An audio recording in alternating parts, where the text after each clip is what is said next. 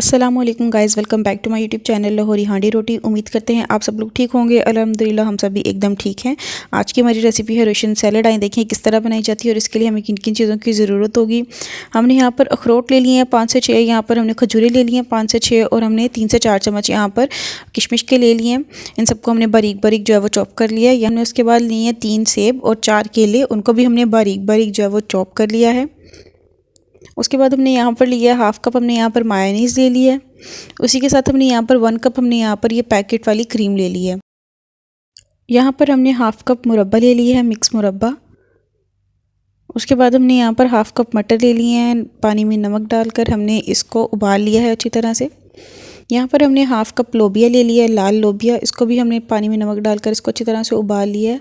Half cup हमने यहाँ पर अनार के दाने ले लिए हैं। यहाँ पर हमने 1 कप दूध लिया है। अब हम लोगों ने एक बाउल लेना है। पहले हम उसके अंदर यहाँ पर शामिल करेंगे हाफ़ कप हमने यहाँ पर मायोनीज़ शामिल कर दिया है।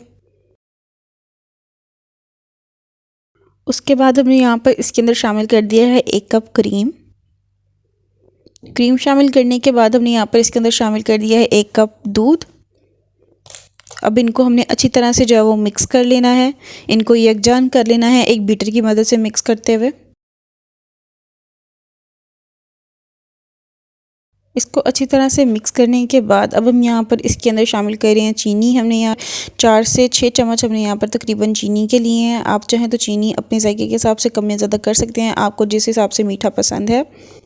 हमने यहाँ पर चीनी शामिल कर दी है। उसके बाद हमने यहाँ पर इसके अंदर शामिल किया है 1/4 टीस्पून हमने यहाँ पर इसके अंदर ब्लैक पेपर पाउडर, काली मिर्च का पाउडर शामिल कर दिया।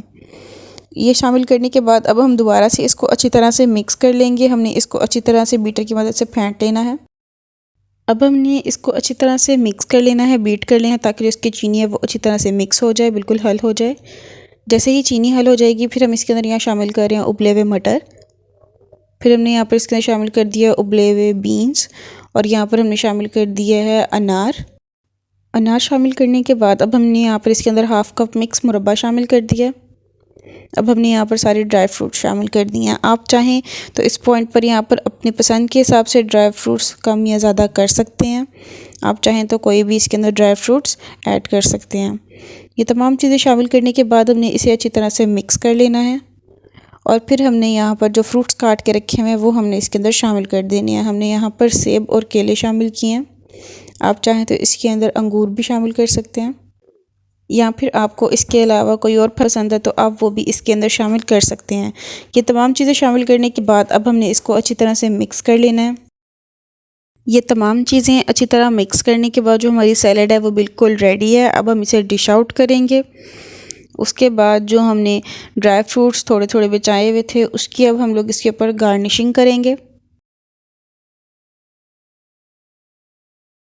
इसकी गार्निशिंग करने के बाद ये सर्व करने के लिए बिल्कुल रेडी है।